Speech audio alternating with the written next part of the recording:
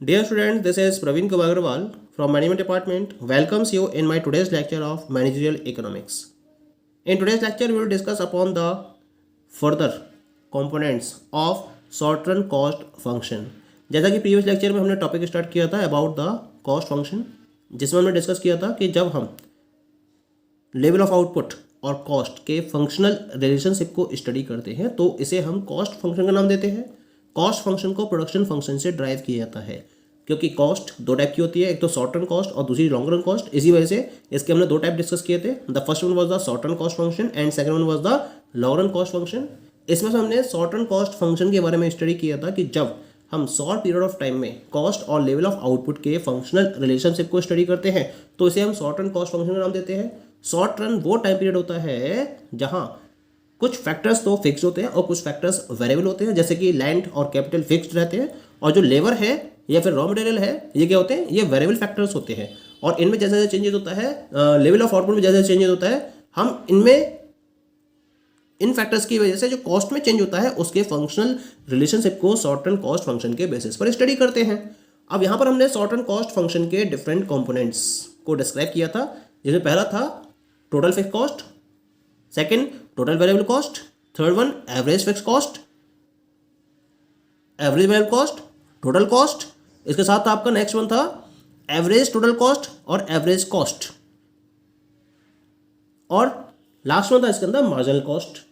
तो हमने शुरू के 5 कंपोनेंट्स तो डिस्कस कर लिए थे, जिसमें टोटल फिक्स कॉस्ट को स्टडी किया था हमने, टोटल वेरिएबल कॉस्ट को स्टडी किया था, टोटल कॉस्ट को स्टडी किया था, एवरेज फिक्स कॉस्ट को स्टडी किया था और एवरेज वेरिएबल कॉस्ट को डिस्कस किया था।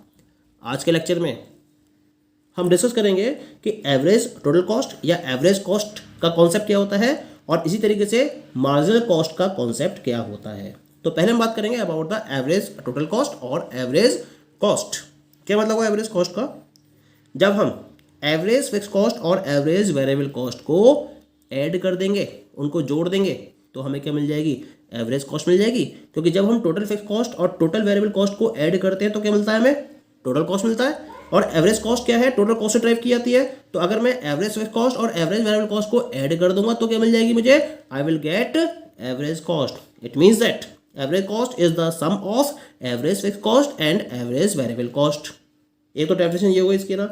दूसरी डेफिनेशन और क्या कह सकते हैं इसके बारे में कि जिस तरह से per unit total fix cost को एवरेज फिक्स कॉस्ट कहा जाता है और per unit total variable cost को एवरेज वेरिएबल कॉस्ट कहा जाता है, इसी तरीके से पर यूनिट टोटल कॉस्ट को भी हम एवरेज कॉस्ट का नाम दे सकते हैं।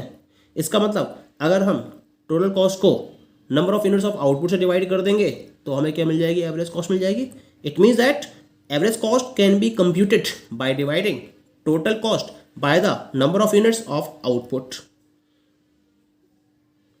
ठीक है, इसका मैथमेटिकल वे में हम किस तरह से रिप्रेजेंट कर सकते हैं इसको? एटीसी और AC is equal to AFC plus AVC. जिसकी फर्स्ट डेफिनेशन के अकॉर्डिंग हो गया कि जो एवरेज कॉस्ट होती है वो एएफसी और एबीसी के सम के इक्वल होती है। ठीक है, अब एएफसी को हम लिख सकते हैं टीएफसी अपॉन क्यू। ये हमने प्रीवियस लेक्चर में डिस्कस किया था इसको।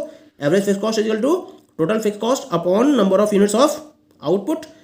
इसी तरह से एवरेज वेरिएबल कॉस्ट को हम लिख सकते हैं TVC upon Q. That is clear. अब हमने क्यू यहाँ ले लिया एलसीएम, तो ऊपर क्या जाएगा? TFC plus TVC. और टीएफसी प्लस टीवीसी ये किसके बराबर होता है? टोटल कॉस्ट के बराबर होता है ये। तो इसको हम लिख देंगे टीसी अपॉन क्यू। तो ये हमारा दूसरा फॉर्मेट ड्राइव हो गया। तो हम इस तरह से एवरेज कॉस्ट को दो तरीके से डिफाइन कर सकते हैं। पहला, average cost is the sum total of average fix cost and average variable cost. और इस तरह से average cost can be computed by dividing total cost by the number of units of output. Clear? So this is the definition of average cost. अब हमें अगर इसको graphically obtain करना हो तो ग्राफिकली हम इसको किस तरीके से ऑब्टेन कर सकते हैं ये और देख लेते हैं एक बार इसको हमें ना। तो यहाँ मैंने कर्व ड्रॉ कर रखा है प्रॉपर वे में, जहाँ मैंने एक्स एक्सिस पर आउटपुट को रिप्रेजेंट किया है और वाई एक्सिस पर मैंने डिफरेंट कॉस्ट को रिप्रेजेंट किया है, जैसे एएफसी, एबीसी और एसी। क्योंकि जो एसी है वो हमें एएफसी और एबीसी के टोटल के बेसिस पर ऑब्टेन होगी। हमने स्टडी किया था एएफसी कर्व क्या होता है। AFC curve is downward sloping. तो ये डाउनवर्ड स्लोपिंग है, लगातार डाउनवर्ड स्लोप वे में जा रहा है। रेक्टेंगुलर हाइपरबोला होता है एएफसी कर्व, क्योंकि जैसे जैसे आप number of units of output को बढ़ाओगे टीएफसी की वैल्यू क्या होगी, लगातार डिक्रीज होती चली जाएगी। तो इस तरह से आपकी एएफसी की वैल्यू लगातार डिक्रीज होती चली जाती है जैसे जैसे हम number of units of output को इंक्रीज करते चले जाते हैं। तो इसी वजह से एएफसी का जो कर्व है वो है रेक्टेंगुलर हाइपरबोला। एवीसी क्या होता है, एवीसी यू शेप्ड होता है। सबसे पहले तो ये डिमिनिश होता है, फिर अपने लोएस्ट लेवल तक पहुंचता है जिसे हम ऑप्टिमम आउटपुट का नाम देते हैं, और फिर यहाँ से ये इंक्रीज होना स्टार्ट हो जाता है जैसा कि आपको ग्राफ में दिखाई दे रहा है। जो नीचे वाला कर्व है वो एवीसी कर्व को रिप्रेजेंट कर रहा है। अब जब हम एएफसी कर्व और एवीसी कर्व को ऐड करेंगे तो हमें एसी कर्व ऑब्टेन हो जाता है। जो भी कैसा, जो ये भी, इसका भी शेप कैसी होगी, यू शेप्ड कर्व होगी जैसे कि एवीसी कर्व की शेप है। क्योंकि फाइनली जो एसी कर्व है वो भी एवीसी कर्व की तरह ही बिहेव करेगा। पहले तो ये लगातार डिक्रीज होगा, फिर ये अपने लोएस्ट लेवल तक पहुंचेगा जिसे हम ऑप्टिमम लेवल ऑफ आउटपुट के नाम से जानेंगे। यानी कि उस लोएस्ट लेवल के करस्पॉन्डिंग जो आउटपुट आएगा वो ऑप्टिमम आउटपुट कहलाएगा। और फिर इसके बाद जैसे जैसे हम आउटपुट को बढ़ाएंगे एवरेज कॉस्ट लगातार इंक्रीज होना स्टार्ट हो जाता है। ये किस वजह से होता है, ये होता है कि जब स्टार्टिंग लेके चलते हैं तो इंक्रीजिंग एमपी का केस होता है, और इस इंक्रीजिंग एमपी की वजह से जो एसी है वो लगातार डिक्रीज होती है और उसके बाद अपने लोएस्ट लेवल तक पहुंच जाती है। और फिर उस लोएस्ट पॉइंट के बाद से केस शुरू हो जाता है डिमिनिशिंग एमपी का, और डिमिनिशिंग एमपी एग्जिस्टेंस में आने की वजह से एसी इंक्रीज होनी स्टार्ट हो जाती है। क्योंकि कॉस्ट और प्रोडक्शन, यानी कि अगर मैं एमपी की बात करूंगा और एसी की बात करूंगा तो दोनों अपोजिट डायरेक्शन में वर्कआउट करते हैं। अगर एमपी इंक्रीज होगी तो कॉस्ट कम होगी, और अगर एमपी डिक्रीज होगी तो कॉस्ट इंक्रीज होगी। दोनों का अपोजिट बिहेवियर होता है। ठीक है, तो इस तरह से हम क्या कर सकते हैं, एएफसी और एवीसी कर्व के हेल्प से एवरेज कॉस्ट कर्व को ऑब्टेन कर सकते हैं, जैसा कि मैंने इसको ग्राफ में ऑब्टेन किया है, जो कैसा होगा, U shaped. Clear. Now we come to the next and the last component of short term cost function, and this is known as the marginal cost, जिसको हम एमसी से भी जानते हैं। मार्जिनल कॉस्ट कर्व क्या मतलब होता है, मार्जिनल कॉस्ट कर्व का पहले हम बात करें मार्जिनल कॉस्ट क्या होती है। Marginal cost is the addition to the total cost required to produce one addition unit of a commodity. It is measured by the change in total cost resulting from a unit increase in output. Marginal जो word है उसका मतलब है कि अगर हम किसी commodity के रेफरेंस में एक यूनिट को ऐड करते हैं तो उस एक यूनिट को ऐड करने की वजह से टोटल कॉस्ट में कितना एडिशन हुआ, तो जो टोटल कॉस्ट का एडिशन होगा वो मार्जिनल कॉस्ट कहलाएगी। क्लियर हो गया।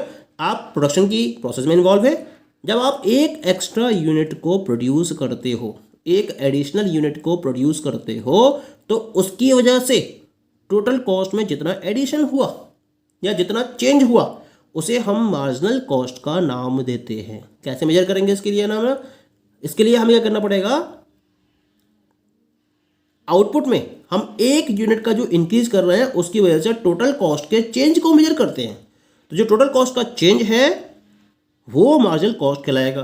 फॉर्मूला क्या बनेगा इसका, marginal cost of nth unit यानी कि MCN is equal to total cost of nth unit TCN minus total cost of n minus 1th unit यानी कि TCN माइनस 1। यानी कि nth यूनिट के टोटल कॉस्ट में से अगर मैं n माइनस 1th यूनिट के टोटल कॉस्ट को सब्ट्रैक्ट कर दूंगा, माइनस कर दूंगा, तो nth यूनिट का मार्जिनल कॉस्ट आ जाएगा यहाँ पर निकल कर।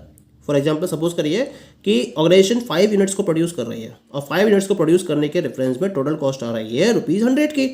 अब उसने एक एडिशनल यूनिट और प्रोड्यूस करी तो टोटल यूनिट्स कितनी होगी, 6, और उनको प्रोड्यूस करने के रेफरेंस में जो टोटल कॉस्ट आई वो आई ₹110 यानी कि ₹110। तो जो छठी यूनिट एम्प्लॉय की गई उसकी मार्जिनल कॉस्ट कैसे निकालेंगे, उसके लिए फॉर्मूला अप्लाई करेंगे, MCN is equal to TCN minus TCN minus 1, N के 6 आएगा तो MC6 कितना जाएगा, TC6 माइनस TC5। ठीक है, TC6 कितना है 110 और TC5 कितना है 100, माइनस कर दीजिए कितना गया ₹10। यानी कि जो मार्जिनल कॉस्ट है 6th यूनिट की वो किसके बराबर हो गई, ₹10 के इक्वल हो गई। Alternatively marginal cost is defined as the ratio of change in total cost to the change in total output. यानी कि अगर आपको आउटपुट में चेंज एक से ज़्यादा का दे रखा हो तो उस केस में मार्जिनल कॉस्ट को हम MCN is equal to TCN minus TCN minus 1 फॉर्मूले के बेसिस पर डिटरमाइन नहीं कर सकते हैं। इसके लिए हमें इस पर्टिकुलर फॉर्मूले को यूज़ करना पड़ता है, that is MC is equal to delta TC upon delta Q। यानी कि चेंज इन टोटल कॉस्ट और चेंज इन टोटल आउटपुट के रेशियो को हम मार्जिनल कॉस्ट का नाम देते हैं, और इस फॉर्मूले के बेसिस पर हम मार्जिनल कॉस्ट को प्रॉपर्ली डिटरमाइन कर सकते हैं। Clear to all of you. अब हम इसके कर्व की बात करेंगे। इसका कर्व किस तरीके से होता है, तो ग्राफिकली हम इसको इस तरह से ड्रॉ करते हैं, जैसा कि मैंने यहाँ पर एक्स एक्सिस पर आउटपुट को रिप्रेजेंट किया है और वाई एक्सिस पर मैंने मार्जिनल कॉस्ट को रिप्रेजेंट किया है। मार्जिनल कॉस्ट कर्व क्या है, सबसे पहले तो मार्जिनल कॉस्ट कर्व डिक्रीज होता है, फिर अपने लोएस्ट पॉइंट तक पहुंचता है और इस पॉइंट के बाद से इसका जो मार्जिनल कॉस्ट है वो लगातार इंक्रीज होता चला जाता है। ऐसा क्यों होता है, क्योंकि ये एमपी के बेसिस पर ऑपरेट करता है। जो मार्जिनल प्रोडक्ट है वो शुरू में तो इंक्रीज होता है, ये हमने पहले पढ़ा था, ठीक है। और मार्जिनल प्रोडक्ट जब इंक्रीज होता है तो मार्जिनल कॉस्ट डिक्रीज होती है, क्योंकि ये दोनों अपोजिट वे में बिहेव करते हैं। और जब मार्जिनल प्रोडक्ट डिमनेस होता है या डिक्रीज होता है तब मार्जिनल कॉस्ट इंक्रीज होना स्टार्ट हो जाती है। इसी वजह से इसकी शेप कैसी होती है, it is U shaped curve. That is clear. अब हम बात करेंगे about the relation between average cost and marginal cost. Average cost और मार्जिनल कॉस्ट के बीच में क्या रिलेशन होता है, इसको हम डिस्कस करेंगे। तो हियर इस रिलेशन के लिए मैंने प्रॉपर्ली एक डायग्राम रिप्रेजेंट किया है। इस डायग्राम में मैंने एक्स एक्सिस पर आउटपुट को और वाई एक्सिस पर एवरेज कॉस्ट और मार्जिनल कॉस्ट को रिप्रेजेंट किया है, ठीक है। अब यहाँ आप देख रहे हैं कि average cost curve U shaped है, मार्जिनल कॉस्ट कर्व क्या हो रहा है, initially marginal cost curve down level पर है और फिर इसको एवरेज कॉस्ट को इसके लोएस्ट पॉइंट पर इंटरसेक्ट करते हुए फिर इससे ऊपर चला जाता है और यहाँ मार्जिनल कॉस्ट एवरेज कॉस्ट से कम हो जाता है।